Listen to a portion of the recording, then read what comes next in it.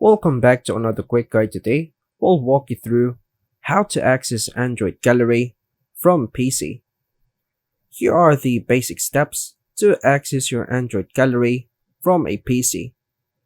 Use Google Photos. Upload photos to Google Photos. On your Android phone, open Google Photos and ensure your photos are backed up to the cloud.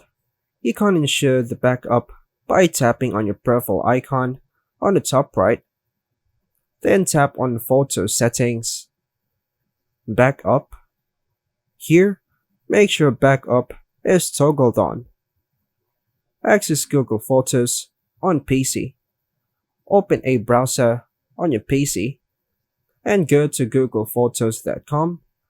Sign in with the same Google account used on your phone. View your gallery. You can now view, download, or manage your photos directly from Google Photos on your PC if you want to. These steps provide easy ways to access your Android Gallery from your PC. And that's all for now, folks. Thanks for watching.